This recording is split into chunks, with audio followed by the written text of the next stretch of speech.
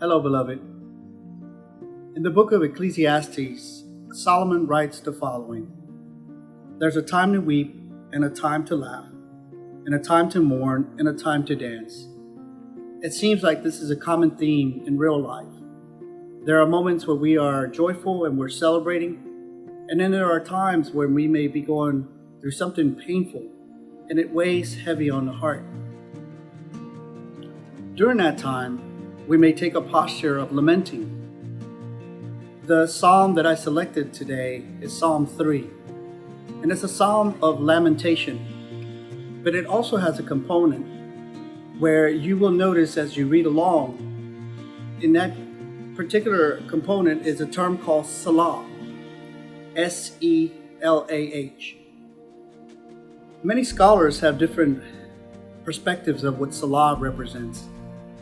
But two of the most common ones is one being a musical term, that some of these psalms were created into songs, and during the songs there was a pause for reflection and for contemplation while the song was being performed or being sang.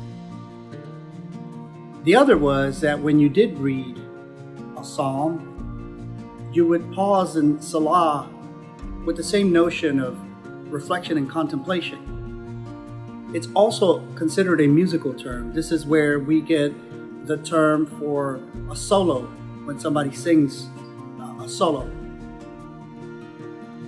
I adapted Selah as part of our contemplative worship service that we have every Wednesday at 10:30. And the idea was that to bring reflection, to bring solitude, to bring silence into space where we could sit with scripture, or we could sit with poetry, or in this case, Psalms, and allow the scripture or the reading of it to invite us wherever our spirit needs to be met at that moment. So I want to read this particular Psalm to you, and I want to read it in the manner where we can pause together when we see the word Selah, and allow the invitation of whatever is luring in our hearts towards the Spirit, or whatever the Spirit is inviting us to sit upon. So Psalm 3 says, O Lord, how many are my foes?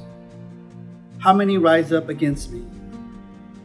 Many are saying of me, God will not deliver him.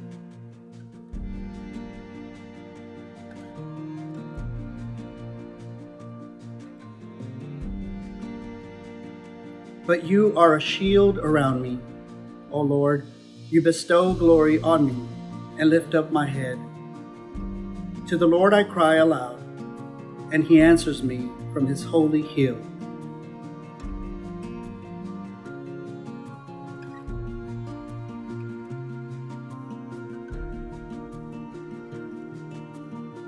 I lie down and sleep.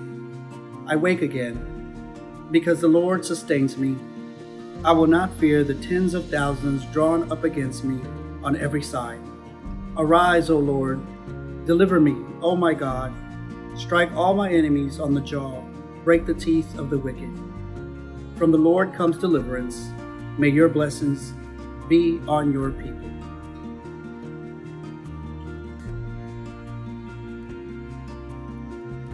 You see, beloved, when you allow silence to accompany your scripture reading, it is very powerful.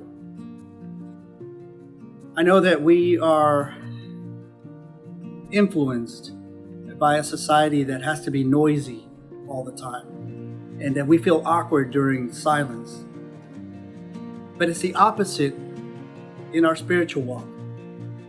The more silent we are, the more we are able to lean in towards God's voice, the more we are able to be available to whatever he's trying to reveal in our spirit.